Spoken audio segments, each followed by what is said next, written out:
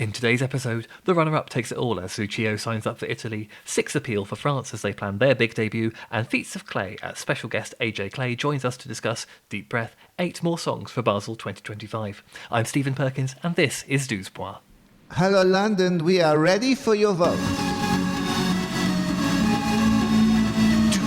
It is Monday, 3rd of March, and I am back from my holidays. I had a lovely time, thank you very much for asking, and a lot has happened in the world of Eurovision since our last episode. In a little while, I will be joined by AJ Clay to discuss the latest crop of songs selected to compete at this year's contest, but first, let's catch up with some of the main headlines from the last 2 weeks. To begin with, Italy has confirmed that Lucio Corsi will represent them at this year's contest with Volevo essere un giuro. This follows Sanremo winner Olli declining the offer to take part in Eurovision this year with his song Ballo de Nostalgia, commenting in a statement on his Instagram that he was doing so in the awareness that it is one of those things that maybe only happens once in a lifetime. In accordance with the previously discussed plans in the event of the Sanremo winner not wanting to go to Eurovision, broadcaster RAI offered the opportunity to runner-up Lucio, who accepted. In other news, broadcaster SRG SRR has revealed the official mascot for this year's contest, Lumo.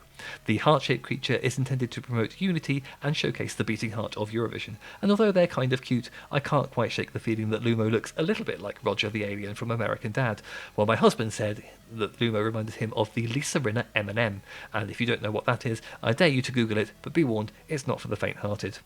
Lumo was created by 20-year-old Lynn Brunner, who entered a competition run jointly by the Basel Academy of Art and Design and the Basel School of Design. Lumo will be out and about in Basel from the beginning of May, so do keep an eye out for them if you're heading there. France have announced that their representative Luan will perform her song for this year's contest live for the first time at the Stade de France during the halftime show of the France vs Scotland Six Nations match on the 15th of March.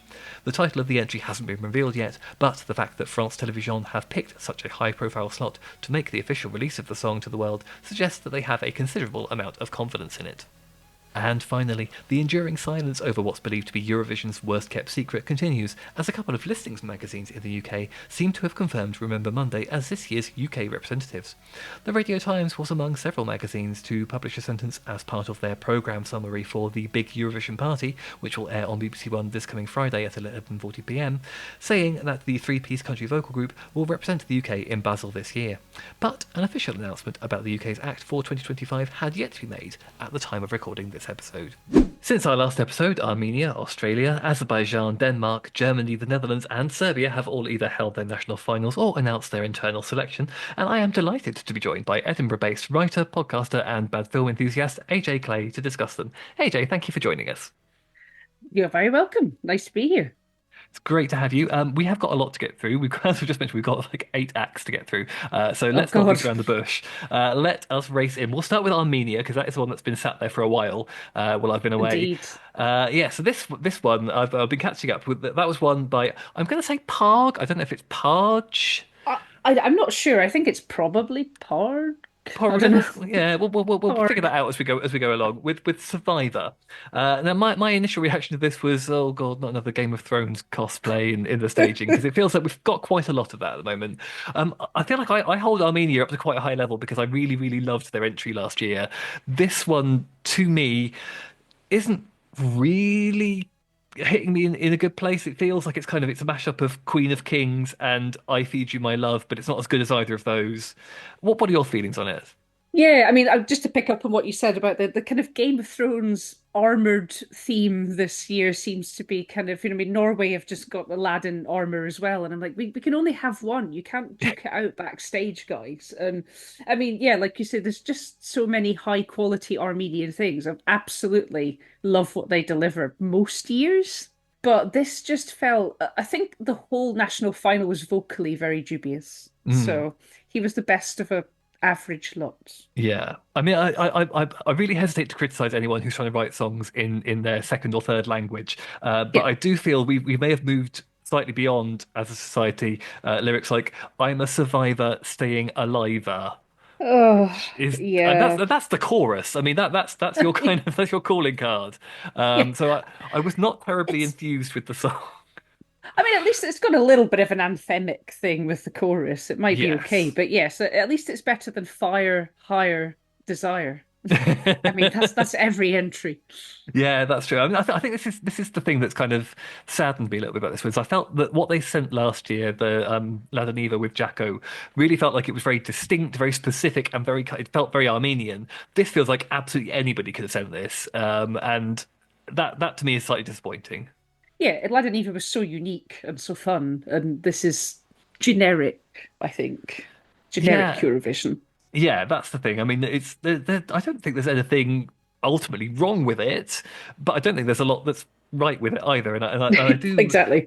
I do worry for them a little bit that he's quite handsome, will certainly help televote wise, but I don't know if that's enough to really push this over the line in terms of qualifying. I think they could be in slightly sticky, Shaky. yeah, shaky territory this year. Yeah. We'll just. I mean, you mentioned that the the overall quality of the vocals wasn't great. I did check in with the runner up, which was Simon. I'm going to say rather than Simon, with Ai Papare Bai, which I kind of liked. I wondered why it was staged on a Nintendo Virtual Boy because it was Yeah, it kind of was, wasn't it? it was all like red and black, and I didn't really get what they were doing with that. I still, I mean, I wasn't sat there thinking this, they should have sent this. This would have easily qualified. I still think kind of whichever way they went wasn't a great prospect, but this one I at least kind of felt it had slightly more of a point of view. Maybe I don't know. Yeah, well, it was very much the kind of the lyrics were very thirsty indeed, if memory serves. It was like, oh, I see where we've gone here. I see which Eurovision gays we are targeting. But it was okay. I think the thing that I liked the staging was okay, but it started to get quite shouty and very kind of it doesn't have the kind of hooky. It was just now you're just yelling at me. Please stop. Like Yeah, I'm not thirsty now. I'm just sad. just Um, yeah. I mean, I felt there's always going to be at least one entry at Eurovision that is just a lot of yelling, and maybe that yes. would have been this one. But yeah, so I feel like Armenia this year maybe possibly not seeing them in the final. We'll have to see how it because I do think their semi final I think is quite a tricky one as it is. So we'll see how they get on. Moving on, Azerbaijan. Who internally selected Mama Gama with Run With You. Now, I'm going to have to disclaimer to start with because I've only heard a studio version. I've not heard it live or anything, so we don't know what the staging's like. We don't know how good they are live. I quite liked it. I think it feels like after they've had a slightly iffy couple of years, Azerbaijan, and this feels like they've slightly had a bit of a return to form. It's quite fun. It feels like that last year they were trying to be very authentically Azerbaijani. This year we've gone like sod it, let's try and be Sweden, and it could work for them. Yeah, I mean, if in doubt, just try and be Sweden, or just send the songwriters to all the other countries, which seems to be happening. But I enjoyed it too. I think despite I was all ready to be set up to be disappointed, and then when it premiered, I was just sort of found myself vibing out, thinking Yeah. this is kind of funky, kind of disco. Yeah, very silly video as well. Which I don't know if that's going to be the staging if we're getting Frankenstein's monster, but if we do, that's great as well. Yeah. Yeah, it feels like it's got a bit of a sense of humor about it, and it is genuinely quite catchy, I think. So, again, I feel like they're in quite a tricky semi-final. I mean, I'm not sure there is such a thing as an easy semi-final of either of them this year, but Yeah, I they're stacked with bangers, some of the semis, so it's going to be a yeah. bloodbath, I think. Yeah, but I think they've got a decent shot with this one. I think they've certainly put their kind of best foot forward with this one, and if they don't get through, then it won't be for a lack of effort on their part. And I say that as someone who actually genuinely quite enjoyed last year's entry, even though I knew it wasn't going to qualify. It's always the fates to enjoy the thing that you know is just going to be left behind. But Yes, that yeah, is the thing, isn't it? When you when someone releases a song and you're like, I love this, it's doomed, but I love it, yeah, and you're like, yeah. oh no, all right, Peter King. So yeah, we will. There's not a lot more we can say about Azerbaijan at this point, I think, because we've got so little to go on. But No, yeah, we don't there, have a live. We don't know if the vocals are going to fall to bits, or yeah, we'll but see. we will see, and I think that at least the building blocks are there, which is a good start. So Exactly. we shall skate onwards to Iceland, appropriately enough, and I'm going to do my best to pronounce these. I believe it's Vibe is the name of the Vibe. band, and Rua. I'm going to say it as the name of the song. This one, again, I really liked. I thought this was a lot of fun. I mean, the silly kind of silver outfits that they had, it feels very Eurovision ready in terms of the staging. That it feels very well thought out. They've got a concept. It works with the song. What do you think? Yeah, I mean, I know that they're kind of repeat offenders because they did try and enter. I think it was last year. It feels like, from what I know, they've got quite a big kind of young fan base. They give a kind of Jedward energy, but that's They do, complimentary, don't I they? should say. Yes, Not yes, like I like Jedward, yeah. um, Jedward but it, non-derogatory. non-derogatory Jedward, or I think in our group chat it was Jedwardson. I think they ended up being called. Um, Very good. but I love their retro, the kind of like the silver tracksuits. It was giving me kind of a millennial, a retro, a kind of Backstreet Boys. I don't know, Yes. like, and the kind of that kind of doof donkey kind of it's kind of meant to be blasted out of your car in like a rural part of Iceland. There's like Yeah. a whole subcult. Like Sweden has this weird thing where there's music that is just designed for these speed limited cars that farmers' sons just drive around. It's that. It's the you have your like homebrew, your rock guts in your car, and you're like, yes. And it was good. It was like a sort of sea shanty as well. I don't know why it was doing that, but sure, Yeah, exactly. And I'd say that level of cultural insight is why we booked you for this podcast. Icelandic expert, not really. But yeah, Scandinavian, Scandifile, I think. yeah. But I think you made a really good point there, which is that there's just something very kind of difficult to resist about this. There's something it's very kind of inclusive. It feels like they want the audience to have they're having fun. They want the audience to have fun as well. And I feel I watched it and I was a million miles away, but I got swept up in it immediately. Right, yeah, exactly. You're going to just feel it's got an infectious beat. You're going to want to get up and dance. If it comes on in the Euro Club, you're going to be like, oh yeah, Yeah. and it's just yeah, universal language of dance. Yeah, exactly, and I think there was a lot in the staging that I think worked really really well. So I don't think they need to do. I think they can pretty much take it as is, plonk it down in Basel, and it'll work nicely. I don't really have any worries about them qualifying this year. I think No, I think it will be. It should go through. we'll quickly mention Stebby Yak, who was the run-up with Set Me Free. This one I thought was fine. Something that's very much a place for this. I don't necessarily think it would have been the right choice for Eurovision. I think it would have probably got a bit lost if they'd sent this. Yeah, well, that was that kind of the vibe I was getting from that was kind of emo metally kind of I don't know Linkin Parky maybe. Yeah, that sort of It thing. Bit of was fire. a bit of fire, cool. The staging kind of clambering around a gantry kind of Yeah, a thing. Yeah, it was good. I think it was a well-earned runner-up. I think I enjoyed the performance, but yeah, yeah, I think it would have got lost as opposed to lads in silver tracksuits doing a yeah. sort of shanty. Exactly. Much more compelling. Yeah, I think it was definitely like I say it was a worthy runner-up. I don't think there was necessarily a lot about it that would have really stood out at Eurovision because I think it's the sort of thing we have seen there quite a bit before, and it might have slipped through, but I wouldn't have fancied its chances. So I think the right decision was made overall. Yeah. Now, this one, let's move on to Australia. This one Oh has, boy. I think it's been fair to say, has had a slightly mixed reaction. Um, people have been enthusiastic about it. People have not enjoyed this one. This is Gojo with Milkshake Man. Now, a lot has been made about the fact that this is the 69th Eurovision Song Contest, and we do appear to, as a result, have got a lot of very horny songs. This being one of them.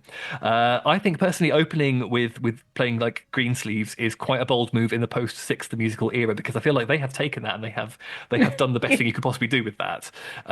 So that you can only sort of fail to meet the comparison there. The weird thing about this one was I was watching it and thinking this feels gross and icky, but I'm also it's kind of earwormy. Yeah, it's a little bit eerie. It almost felt like a kind of trying to do, I don't know, Electric Six or something like that. But to me, the vibes were very creepy, especially like you say, Yeah. they're playing the green sleeves and the kind of ice cream van. I was talking about it with my pals and thinking it was very those kind of 80s public information films, the kind of stranger danger. It's like this weird man in his ice cream van's telling me to try his milkshake. I was like, run away, run away. It just, oh, it kind of gave me the ick in the way that like Erica Vickman's didn't, because that just felt like, empowering and very, whereas this was just very sort of, Yes. I'm here. Sort Yeah, I of, think I don't want to make too many comparisons. I feel like Erica Vickman, there's definitely a level of consent in that one yes. with the viewer that I feel doesn't fully exist in this one. Just a man Um, shoving his milkshake in my face. Go away. And I think, the thing is as well with because it's Australia, and I do feel like they've, their kind of presence at Eurovision is still a little bit of a sort of slightly wispy thing. They're not always the most popular country, so I feel like they've kind of set themselves a fairly big hurdle with this song because, as you say, it does give you the ick very slightly. That they're really going to need to work hard in the staging and the overall performance to, I think, counteract that if they want to make it to the final. Yeah, and they've had such strong, they've been really good in previous years, and I generally enjoy what Australia sends, especially Voyager. I think we kind of hit a Yes. peak with Voyager and, love them to bits still. And to kind of, it'd been rumored that this was going to be the song, and I thought, oh no, I'm sure it won't be. Oh, okay. It just felt like such a step down from Voyager. I don't know. Yeah, yeah, no, I think so. And I again, I liked their entry last year. I could sort of understand why it didn't qualify because I don't think it necessarily translated in the live performance on the night. But yeah, this feels there's something about this one that just weirds me out in a non-good way. It's And yeah, just too creepy. it's creepy. Let's leave it at that. Let's move on to something which I think is a lot nicer, which is Netherlands. They have internally selected Claude with C'est la vie. Again, we've only really got a music video to base this off so far, but I was really, really impressed with this one. I thought this was a very, very strong entry. It reminded me a little bit of Mon Amour from last year, and not just because they're both sung in French, but it's got a kind of similar, quite sort of sincerity and earnestness to it, and an absolutely beautiful voice. But I think it's different enough that it works really well because it's a bit more kind of upbeat, it's a bit more kind of fun as a song. What were your feelings about it? Yeah, no, I was instantly kind of it was really charming video as well. Mm. Again, we don't know what the staging's going to be like, but I really liked that he kind of had the little sort of younger version of him mirroring him and doing kind of the dance with him, and it was really funky and really interesting and like say different. And I do wonder as well when I first heard it, I thought, oh no, I had to remind myself it was Netherlands because it Yeah, sounded like so French, and then I yeah, realized maybe everyone's thinking, right, Switzerland, they've got a lot of official languages. Maybe if we send, like French, Italian, that'll work. But yes. whatever the reason, it's really good. Because he's Yeah. originally Congolese, I think, isn't he? So I'm assuming That's that's right. that's Yeah, yeah. that's that's So where that that's would, where the French element comes from. But yeah, yeah, you yeah. because I was sat there googling, going, "Is French an official language of the Netherlands?" And then no, it's not. But yes, I think, as you said, there's so much in the video. I think really implies what they could do with it in the live staging, and I'm quite excited to see what they do with it. And I think his voice is just stunning, and I'm really excited to hear it live as well. Yeah, no, really, really enjoyed the vocals and hoping that that translates to like the live vocals and he doesn't get done over by sound engineers or whatever. And also really hoping that he does, but like I know that I feel historically some of the Dutch entries by people of color have not done very well, which annoys me. So I'm really hoping that with Claude they get a good result Yeah, I'm glad you brought because I that up think he actually, deserves because it. yeah, I think that is a really important point. I think there is kind of historically people of color at Eurovision don't tend to necessarily do particularly well in the televote, and I see it's happened a few times with Dutch entries. So that's something we certainly can't overlook. Um, but I think there's a lot of potential in this one. I think he as a performer, I think is very kind of there's a warmth to him, certainly from the video, and I think if he can capture that live on the stage, then I think he will be very charming. And yeah, this is just one I'm just really excited to see and hear it live, I think. Yeah, and we need that, in a kind of what's been a very meh season in some respects, to have something so exciting to look forward to. It's just a godsend. Yeah, that's it. I was watching this one thinking I don't necessarily know if it's a winner, but this feels like it could be a very strong contender, for the kind of the top five at least, I think. Exactly. So yeah, we will see what the future holds for this one, and hopefully we'll get some live performances to evaluate soon. Let's move on to Serbia. Now, I believe I'm correct in saying that this is pronounced Prince. Is the artist name, and the song is Mila. The staging of this one was was peculiar. It reminded me. I don't know if you remember. There was in 2018 there was a Belarusian entry by Alexiev where it was very, very high concept. He was firing an arrow with a rose on it across the stage, and it was erupting out of his Yes. chest. And it reminded me of that a little bit, with a kind of a touch of "Under the Ladder" by Milovin from Ukraine from a Oh, while back, with his who little will always have a place in my coffin. heart. I Yeah, love him a lot. I exactly. love him a great deal. That slightly sort of gothic element to it. So I think, staging wise, when I was watching this, I thought maybe possibly doing a bit too much, which we've seen in the past. You can do too much on stage at Eurovision and completely baffle everyone, and then people just think no, thank you. But I think the song itself has potential. It's well sung. It feels like emotionally it's quite resonant. How do you feel about Yeah, I mean, I think this the staging certainly stood out. I think, you're going to come down on a moon like some kind of Strictly prop, and then like it? halfway through there's a sort of aerial spinny lady in the corner. But I was thinking, well, I'm sure they might not do that staging, but of a what for us was just a very average semi-final that he was in, it absolutely stood out. And in our household, we kind of sat up when as soon as he started singing, we just went, wow. Okay, that's a voice. Mm. And we're big fans of kind of Balkan ballads. The Balkans really do, your Mollet Vaz and things like that. And so this really stood out to us and thought, well, it's really sincere. He's easy on the eye. Yeah. The group chat was going, oh, it's Thor. Oh, love, Yeah. a very buff Viking is singing a ballad and giving me I mean, what's not to like? Yeah. I will say when I was looking him up and I saw that he'd played the lead in Jesus Christ Superstar, I was like, that makes so much sense. Do you Like, know that does? Yeah. And then he just descended from heaven. That would yeah. make sense. He's coming down on his moon to save us. Yeah. Um, I feel like we had some genuine contenders from Serbia as well, because the runner-up was Harem Girls with Aladdin, and I was genuinely quite sad that this one didn't win, because this would have been a lot of fun at Eurovision. I think this is kind of this iconic group of drag queens. I mean, they looked great. They also like it was a weird moon theme that we had that Yeah. night because they also had someone sitting on a moon that they sort of hauled in on a chain. Yeah, it was a bit. Um, Yeah, it was a bit kind of like Seven Dwarfs, wasn't it? Just kind of like Yeah, pulling things in from the hi mines. ho, it's off to drag we go. But yeah, it was great. I think vocally shaky in a few places, but the song was really, yeah, it was catchy. It was kind of, we were worried when we saw the kind of song title. We're looking at it going, oh, is it going to be a bit, appropriative? It's Yeah. harem girls.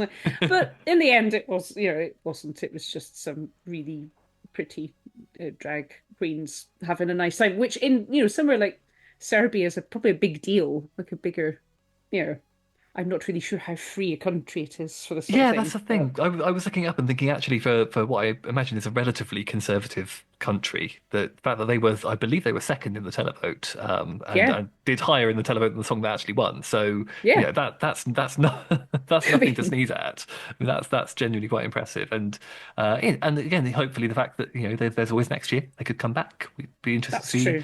what they could offer us in a future year. But yeah, but I think. I would have enjoyed seeing that at Eurovision. A bit sad that it's not going, but still perfectly happy with what they are sending. So Yeah, yeah. I think it's a perfectly good offering. now let's move on to Denmark, who have, let's not sugarcoat it here. Denmark have got the longest non-qualification streak of any country that is currently active at Eurovision. A fact that I'm sure is not lost on them. So they've kind of got a point to prove here. And we've talked previously about songs that turn up, staging, concept, everything ready. This is very much not one of them, I feel. I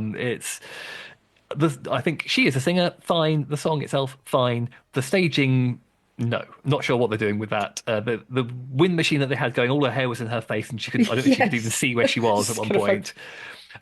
And it all just felt a bit weird and sort of half thought through. But I think the key thing to take away here is obviously it's much easier to come up with good staging and costumes and whatever for a song and a singer that already works than it is to sort it the other way around. So I think they've had their priorities right here. I think she is a very strong singer. The song I really like, actually. I think there's a lot of potential there. What do you think? Yeah, immediately I was kind of thinking again, it's very we're looking to Sweden. And Yes. actually when I was kind of rewatching this final and quite a lot of the songwriters they've basically brought over from Sweden. There's a lot of familiar names from Melfest and actually one of the competing acts was Swedish. So there was a lot of like as soon as it started, I just thought it's very Loreen. It's very Yes. kind of they've got the wind machine, you've got the sparkles, you've got it's a sort of upbeat, dancey. Like I do like the song. I think that there's a chance it will get through if there's not better bangers. If Mons isn't in, I can't remember which semi Sweden is in, but God help us Yes. if it was Mons versus That's a good point, actually. Let me just go and check that while we're chatting. feel But like they might be in. Yeah, there might be yeah, different ones, but I can't remember. I think But it is a tricky one for Denmark because I'm not looking at this one and thinking all their problems are over. They're a definite qualifier. Oh, they're in a different semi to Sweden, so oh, are that they? does Oh, help okay. Oh, them. that's fine Yeah. then. That's Um, they'll be fine. but yeah, I don't think it's a done deal for them, and I think they could still have some bumps ahead on the road, but I think they have got good solid material to base a very strong challenge out of. I think the only thing I would worry about is what you were saying with reference to it feeling very Swedish. Is that I think sometimes voters can kind of tell that you're very deliberately trying to copy something that's worked for somebody else, and Yeah. that could count against them, I think. Yeah, I mean, I think if enough songs stack up that sound exactly like a Melfest entry, then people are going to go, get a bit tired of it. Yeah, like we already have a Sweden. We have Sweden at home. We know. Thomas Gayson is very busy churning out songs for them. Please let him rest. Yeah. But yeah, so I really want Denmark to get through this year because I feel like a lot of their non-qualifiers I felt have been unjust, and I don't think they deserve to have this kind of reputation as the longest non-qualifiers of countries taking part. No, Um, I've enjoyed some of their previous entries, and also if memory serves, I think Sissel, who's singing this, is Faroese. It's from the Faroe Islands okay. because and I think maybe if they can kind of get the overseas Faroes votes, then maybe that will help because they were certainly in the arena. So Excellent. The runner-up in this one was Tim Schuh with Proud. Tim, known to Eurovision fans from a friend in London from about 15 years ago, I think. This one I thought was very, very sweet and probably would have. I think this one probably would not have broken their non-qualifying streak at Eurovision. Also, I think the revelation at the end of the song that he is in fact singing it to his younger self is the least surprising thing that has ever happened. it's there's such a generic like the VTs are very kind of I wrote it to my past self as a kind of you can do it. It is so generic X Factor that kind of Yeah. sentiment. I mean it was nice, it was sweet, it was a bit Sheeran-y, which for me is a no-no. Yeah. But it was very sincere. It just would have I think it would have just sunk. Yeah, So I think that one you were probably looking at about sort of 14th, 15th in your semi, weren't you? Kind of, it's just yeah. it'll pick up a few votes, but it's just not going to be anyone's, must get this through to the final kind of thing. So I think they made the right decision out of the options that they had, and we will see how Sissel's hallucination develops over the course of the next couple of months, because they have still got plenty of time to do some tweaking with the staging and all around it. Because yeah, as we said, the bare bones of it are there. So Yeah. we'll see what Denmark show up to Switzerland with. Now, Germany, of course, have been very, very vocal this year that they are really putting out the big guns. They want to win this year. They've done this huge collaboration at home, saying if we don't win, then the whole thing's been pointless. And the result being Abor and Tina with a Bala. Now, this is they've clearly taken notice of all the comments from people saying that Finland had more German in it this year than any German entry since 2007, because this is their first German language entry since then, and it feels like it's a big change of direction for Germany because they tend to be very, very middle of the road, don't they? It's very kind of mum pop kind of things that they're sending, and this Mumble, yeah. feels for the first time they've actually gone, let's try and send something that feels a bit cool and a bit, fun and dancey. And I admire them for trying that, actually. I think that why not, like, really try something. I would say when I was watching it, I was like, the live vocals, I don't think are 100% there yet. I think the live vocals were a bit shaky. Yeah, I mean, I think that was kind of the case with quite a lot of them. It does feel like throughout Europe there's a shortage of good sound engineers, but I don't know. But it felt very like at least it's a different direction. Obviously, we had kind of like rock, kind of metal last time round, and this felt very kind of like you'd hear it on whatever their equivalent of Radio One would be. You just kind of Mm. like you hear it in the clubs. It's kind of maybe what younger listeners might be dancing to. And it's catchy. I think, yeah, it seems like a really cool direction for them to go in. It feels like they sat and went, well, look, last time we won it was with Lena, and we've gone for something that's of that general vibe. That's she's song wise maybe not so much, but as a human being, their lead singer feels very much kind of from the same mold as Lena. And I think actually, in terms of the song, it feels like it's the most interesting thing Germany have sent since Taken by a Stranger, which was Lena's follow up after she won.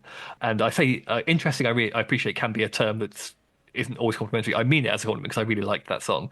And Yeah, I it was think, certainly different. yeah, and I think this feels like okay, this is interesting. They haven't sent anything like this previously, or at least not for a while. So yeah, it felt like it was a good choice. If they're going to put all this much effort into sending something and trying to win, then I feel like they've gone in a good direction. Yeah, yeah, no, I think so. And I really hope that it's not all been, in vain because they really do feel like they've pulled out all the stops for these live shows. Like it Yeah, was a never ending, like so many VTs, so many, like it just felt like they really are hungry for the win. yeah. And interestingly, I felt the runner-up, which was Liza or Lisa with Lovers on Mars, very much felt like if that had won, then the whole thing would have been a bit pointless because that did feel like the sort of thing that Germany has sent a lot in the last decade. Yeah, that one. I mean, that had very interesting staging as well. Someone said, "Oh, it's very SpaceX." It's kind of just it felt very like I've launched a big gay rocket into space. I'm like, well, that's nice, but Yeah. it's nothing we haven't heard before. Yeah, so again, I feel the right call was made on this one, and yeah, it's weird because I want to root for Germany to do well, but I feel like I also rely on Germany to do badly because then that prevents us from being at the bottom of the leaderboard. So Yeah, you really want someone to be worse than us yeah, because, well, it's not uh, hard. we will see. Obviously, we still don't know what the UK is sending yet, even though it feels like it's the worst kept secret in all of music at the moment. But they have yet to confirm the artist or the song, so we still don't know what we're doing. We don't remember Monday. Yeah, No, exactly. We've forgotten about Monday. forgotten about Uh, them. well, we've still got a little bit of time, not masses, but so let's have a quick chat. I'd love to hear your thoughts on how how the contest is shaping up so far this year and who your standouts are so far. Well, yeah, I mean, it's this year's been kind of difficult for me because obviously last year there was just a lot happened and it was very controversial, and I think a lot of us kind of got burned out by it. So Very much so. I was really hoping that this year there'd be some really good, something to draw me back in, and yeah, I mean, I think the ones that are kind of stacking up to be good. Like I think my kind of playlist in the car is a little smaller this year. I think a lot of countries are playing it safe, Yeah. and I think I can see why, because they want it to be the least controversial. It's not going to be the least controversial, I'm No. sure, but something will happen. But I think a lot of countries are dialing it down a bit and kind of going, well, we'll just send this. Um, but I mean, for me, yeah, the standouts. I have to say, like I mentioned, Erica Vickman. I'm a big fan of hers anyway, and I've seen her at a music festival in Finland, and she's just very, very good fun. So that's definitely a play on repeat in the car kind of one. Not a great deal of other ones currently on my sort of on repeat, but Yeah. some. I mean, maybe some of the San Remo, some of the runners up of that, because that was a strong year. But yeah, like I say, it does feel a little safe. I don't know. Yeah, I think that's an interesting point because I really felt like the one of the big disappointments about everything that happened last year was that it was such a very, very strong field last year, and I felt that kind of got overshadowed with everything else that happened. And this year, I feel like it's not as strong. There's, Yeah, I feel like I've not heard a winner necessarily yet. I haven't heard. Listen, I remember hearing the code last year and being like, oh, that's a winner. That's a winner yeah. for sure. And like this year, I hadn't had that moment yet. So yeah, we still obviously we've got a few still to confirm. Yeah, We're there's like Georgia still in yeah, Cyprus, I think. and obviously Sweden. Although I imagine we know who Sweden is sending. I think we know who's being the coronation next week. Yes, which although I will say I've had a listen to Mons and I wasn't overwhelmed by it. It felt it's Yeah, fine. It doesn't okay. thrill me, but we shall see. Yeah, I I mean, don't. it's just all right. It's very will this do? I Yeah, I should think that. instead of united by music, maybe it should just be will this do? It's like Yes, the slogan. united by meh. Meh.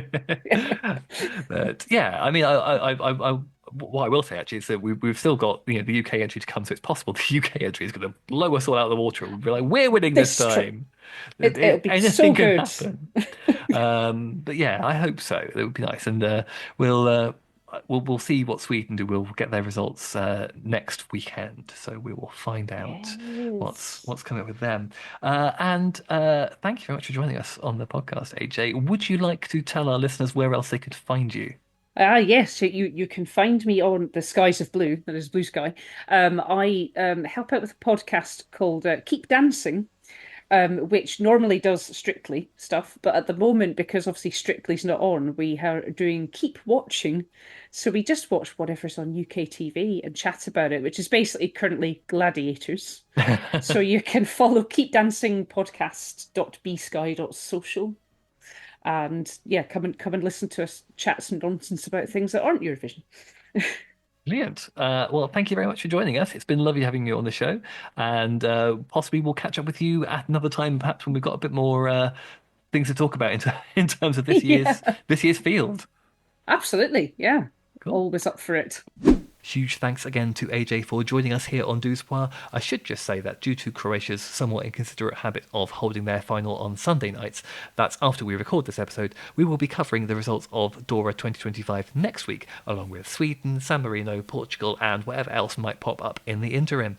That is all for this week. As always, please do hit subscribe on your podcast platform of choice to make sure you don't miss any of our upcoming episodes. And if you'd like to leave us a 5-star review to help us climb up the charts, we would hugely appreciate that. We'll be back next Monday, but for now, good night Europe and good morning Australia.